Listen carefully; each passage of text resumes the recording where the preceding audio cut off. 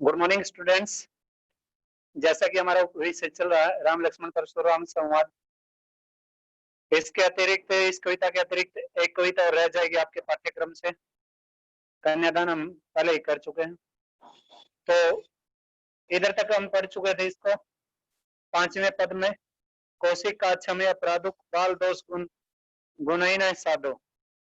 तो छठी पंक्ति देखिए इस पद में से, खर कुठार में अक्रून कोई आगे अपराधी गुरुद्रोही। खर क्या होता है? खर होता है तेजदार वाला,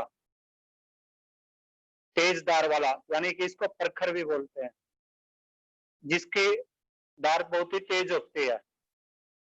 अक्रून, अक्रून क्या होता है? जिसके अंदर दया नहीं होती, जो कठोर होता है, निर्दयी होता है, करुणाहीन होता है, जो उसको क्या बोलते हैं? अक्रून। मैं जो प्रयोग किया है परशुराम जी ने खुद के लिए किया है। कोई, कोई का अर्थ होता है क्रोधी, कोई का अर्थ क्या होता है? क्रोधी। गुरुद्रोही, आगे आगे, अपराधी अपराध, गुरुद्रोही गुरु का अपमान करने वाला। गुरुद्रोही क्या होता है? गुरु का अपमान करने वाला। अब इस उपयुक्त पंक्ति में तो कौशिक ने स्वामी इसको क्या नाम है परशुराम जी को कहा था कि जो साधु लोग होते हैं बच्चों के गुण दोषों को नहीं गिना करते, उन्हें ऐसे ही माफ कर देते हैं। ठीक है।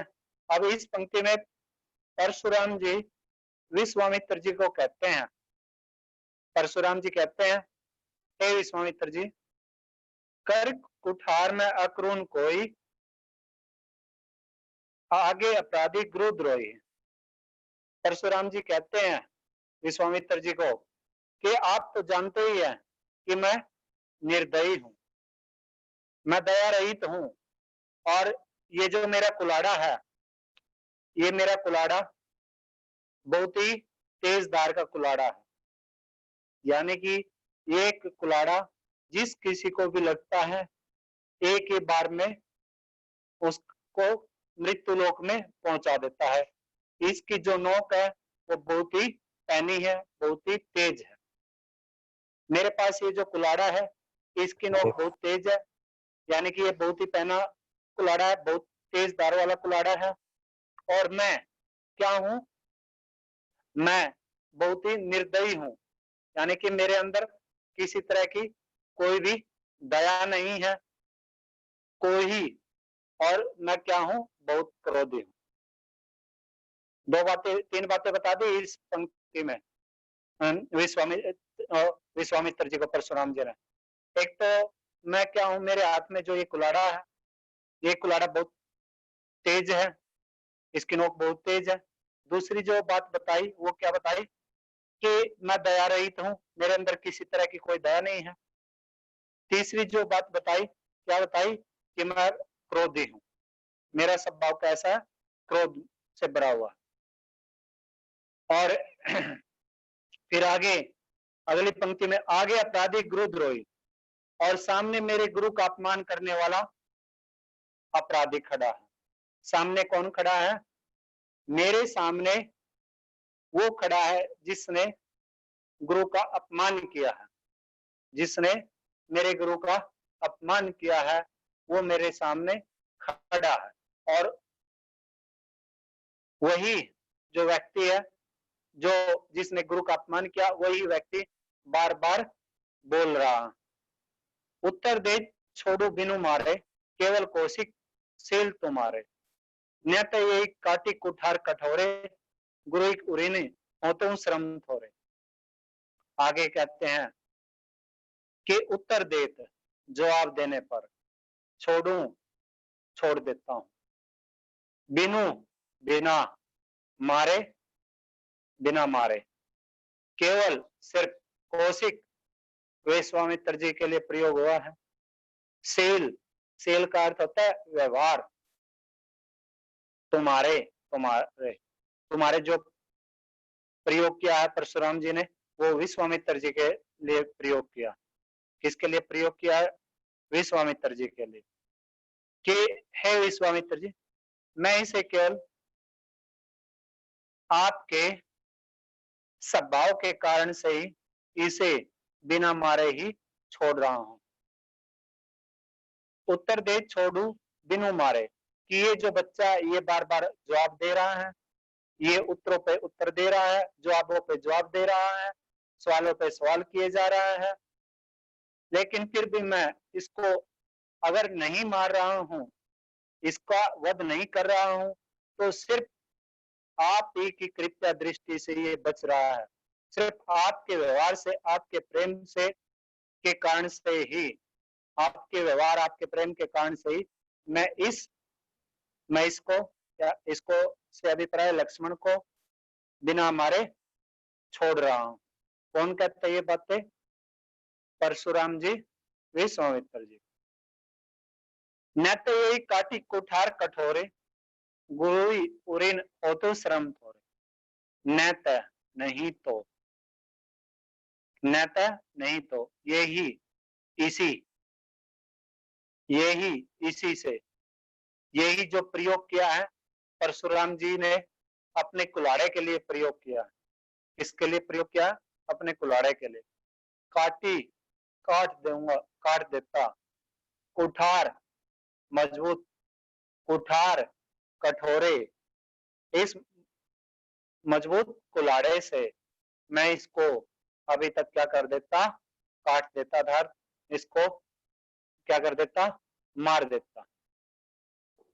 अगर मैंने इसे अभी तक जीवित छोड़ा है तो सिर्फ तुम्हारे प्रेम और व्यवहार के कारण, तुम्हारी सद्भावना के कारण ही मैंने इसे अभी तक जीवित रखा है, नहीं तो इसको मैं अपने इस कुल्हाड़े से काट कर क्या कर देता? इसको वध कर देता और इस पर गुरुई उरीने हो तो श्रम थोरे। गुरुई, गुरुई क्या होता है? गुरु से। उरीन, उरीन क्या होता है? ऋण से मुक्त होना, ऋण मुक्त हो जाना। होतुम, हो जाना। श्रम थोरे, श्रम, परिश्रम, थोरे, थोड़ी सी। नहीं तो मैं इसको क्या करता? इस कठोर कुल्हाड़े से इसका वध कर देता, इसको काट देता, इसको मार देता, मृत्यु लोक में पहुंचा देता। और जब ये मृत्यु लोक में पहुंच जाता तो इस पर, इसको मृत्यु लोक में पहुंचाने के लिए मुझे थोड़ी मेहनत करनी पड़ती, थोड़ा ही परिश्रम करना पड़ता, और उस थोड़े से परिश्रम करने से ये तो मृत्यु लोक में पहुंच जाता, और साथ के साथ में मेरे ऊपर जो मेरे गुरु का ऋण बकाया है उससे भी मैं क्या हो जाता? मुक्त हो जाता। अभी यहाँ पर एक बात बिल्कुल ही स्पष्ट है कि जो परशुराम जी है, परशुराम जी अपनी माता के ऋण से भी मुक्त हो गए हैं। उन्होंने अपनी माता का भी ऋण चुका दिया है। परशुराम जी ने अपने पिताजी का भी ऋण चुका दिया है। सिर्फ उन पर किसका ऋण पेंडिंग है? किसका ऋण बकाया है? सिर्फ अपने गुरु का ऋण। आपने शायद किसी नाटक में देखा होगा कि जिस समय इनके जो माता जी है भक्ति करती है, साधना करती है, इनके अन्य जो बंधु भाई थे परशुराम जी के, तो ये इनके पिताजी इनके पास आते हैं और इनसे निवेदन करते हैं। उस समय ये अपनी माँ का सिर काट देते हैं, ठीक है, और फिर अपने पिताजी के कहने पर ये अपनी माता जी का सिर, अपने माता जी की सिर को काट देते हैं, और फिर अपने पिताजी से निवेदन करते हैं। फिर इनके पिताजी इनकी माता को पुनः जीवित कर देते हैं, और फिर इनके पिताजी का वध हो जाता है। इस तरह से अंत में इनके पिताजी का भी वध हो जाता है। इस तरह से ये माँ के ऋण से भी क्या हो गए? मुक्त हो गए, और पिता के ऋण से भी ये मुक्त हो गए। कौन? परशुराम जी। सिर्फ अगर इन पर एक ही का ऋण बकाया है और वो है गुरु का ऋण, और उससे भी वो किस तरह से मुक्त होना चाहते हैं? अपने कुल्हाड़े से लक्ष्मण का वध करके लक्ष्मण को यमलोक पहुंचाकर, थोड़ी सी मेहनत करनी पड़ेगी परशुराम जी को लक्ष्मण का यमलोक पहुंचाने के लिए। और इस तरह से वो क्या करते हैं? अगर मैं अपने इस कठोर कुल्हाड़े से, इस मजबूत कुल्हाड़े से इस लक्ष्मण का वध कर दूंगा, इसको यमलोक पहुंचा दूंगा, तो इस पर मुझे थोड़ी मेहनत करनी पड़ेगी और ये यमलोक पहुंच जाएगा। और इस तरह से मेरे ऊपर जो मेरे गुरु का ऋण है उससे भी मैं अच्छे से क्या हो जाऊंगा, मुक्त हो जाऊंगा। यानी कि गुरु के ऋण से भी मैं पूरी तरह से मुक्त हो जाऊंगा। कौन कहता है ये बातें? परशुराम जी, विश्वामित्र जी। आगे देखिए, अगली पंक्ति में देखिए, गादी सुनु कह हरिदे हसी, मुनि हरि हरियरे सूझ, आय में खंड खांड न उपमय अंजू, न बूझ अबूझ। आगे देखिए, गादी सुनु, गादी सुनु कौन है? गादी सुनु है विश्वामित्र जी, यानी कि गादी के पुत्र है ये। किसके पुत्र है विश्वामित्र जी? गादी के पुत्र।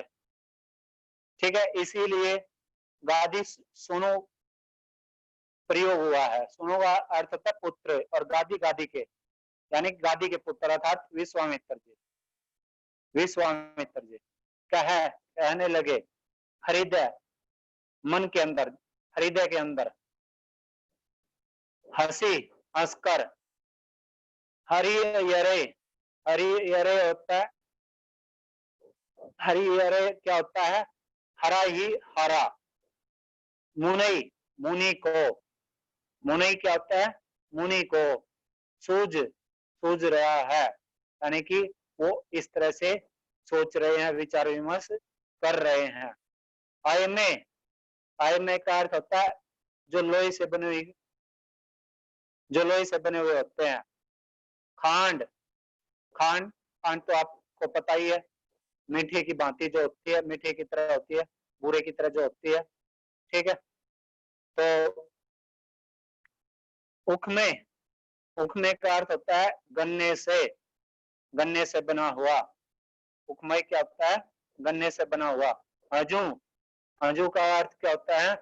अभी या अब भी। और बूझ, बूझ का अर्थ होता है समझना, और अबूझ जिसको न समझ, अज्ञानी जो होता है, अज्ञानी जो होता है उसके लिए अबूझ होता है, जिसको समझ नहीं आती, और बूझ जिसको समझ आ जाती है। ठीक है भाई, देखिए इन पंक्तियों का अर्थ जानने की कोशिश करना, व्याख्या जानने की कोशिश करना। गादी सुनु कह हरिदे हसी, मुनि हरियरे सूझ।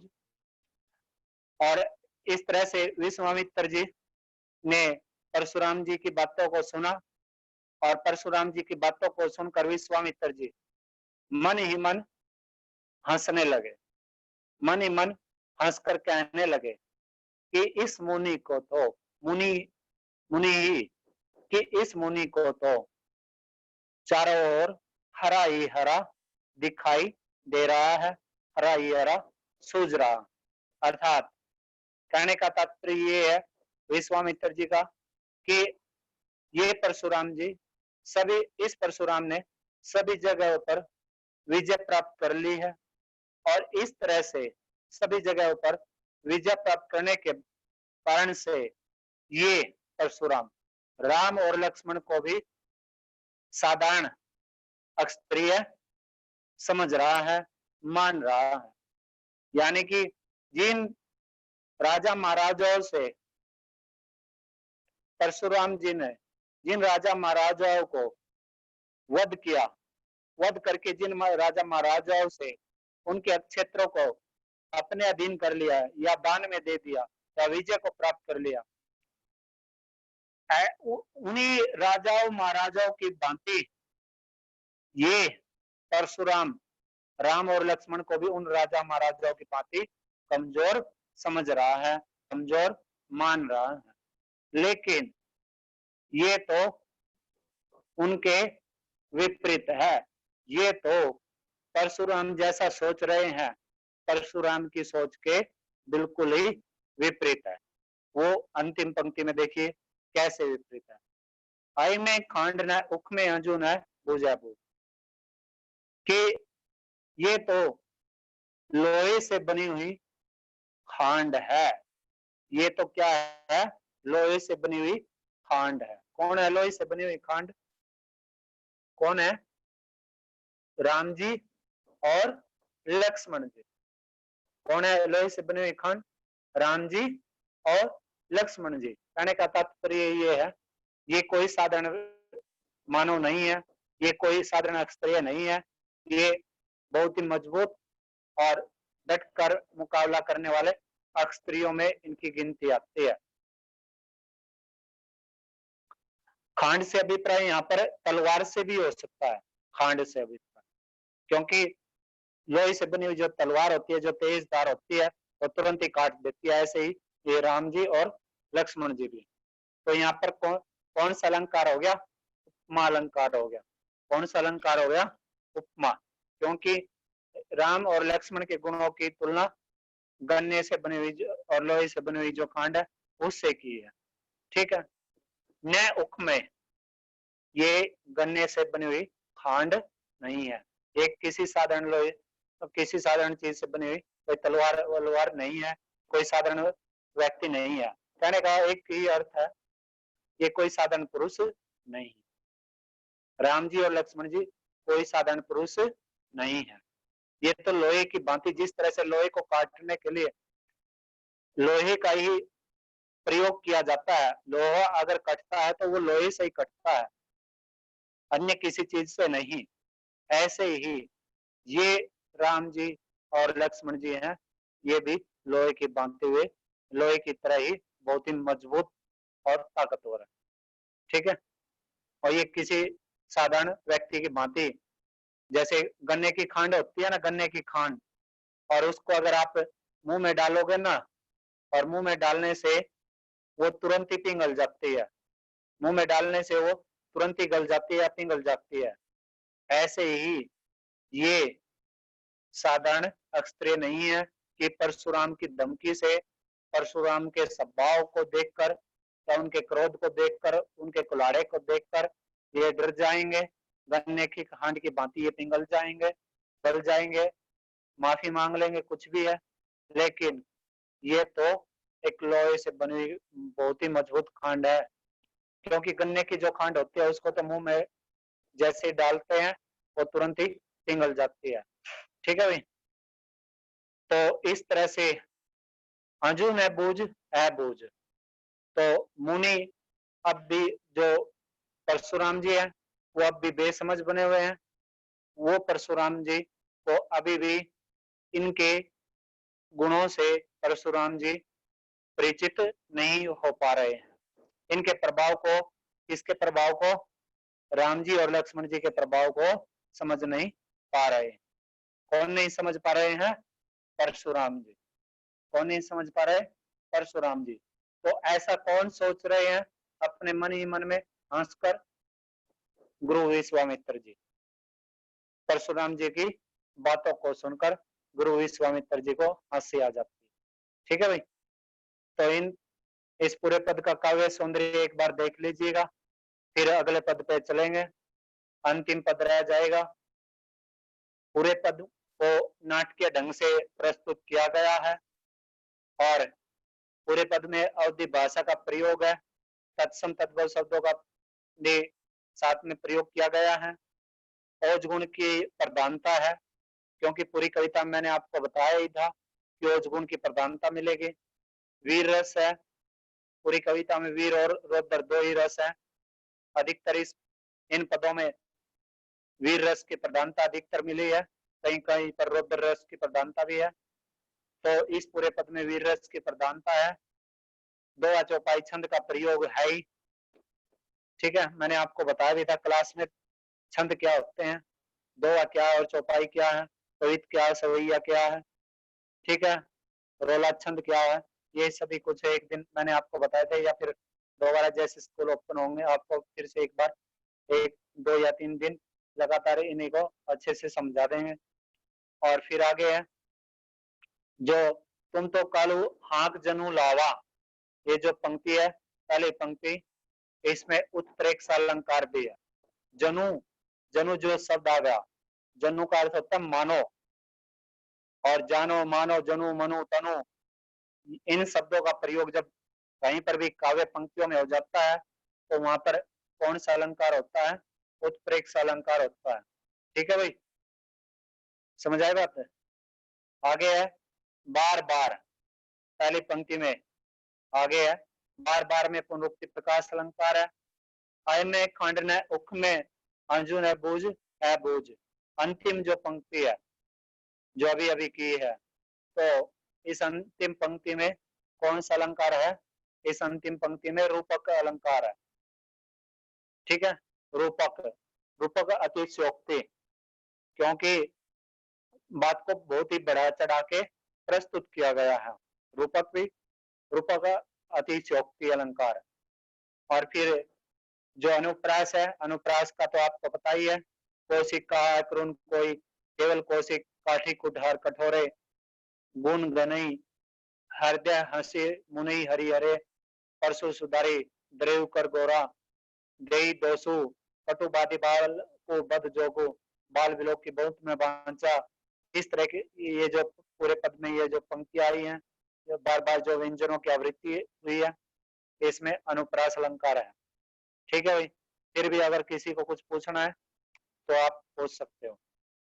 चलिए, अंतिम पद है, अंतिम पद की व्याख्या जान लीजिएगा। कहो लखन मुनि सेलो तुम्हारा, को नहीं जान विदित संसार, माता पितई उरिन बहनी के, गुर रीनु रासोचु बरजी के। कहो, कहो का अर्थ था कहना, लखन लक्ष्मण जी, मुनि परशुराम जी के लिए प्रयोग हुआ। सेलो, सेलो का अर्थ क्या होता है? स्वभाव, नेचर, जिसको अंग्रेजी में तुम्हारा, तुम्हारा जो प्रयोग किया है लक्ष्मण जी ने, वो परशुराम जी के लिए प्रयोग किया। किसके लिए प्रयोग किया है? परशुराम जी के लिए। ठीक है भाई।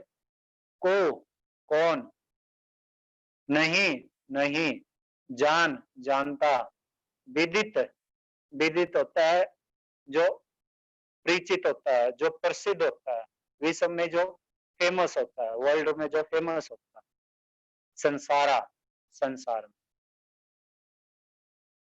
अब इस पंक्ति का अनुवाद देखिए। लक्ष्मण जी परशुराम जी को कहते हैं, क्या कहते हैं कि ओ लखन मुनि सिलो तुम्हारा को नहीं,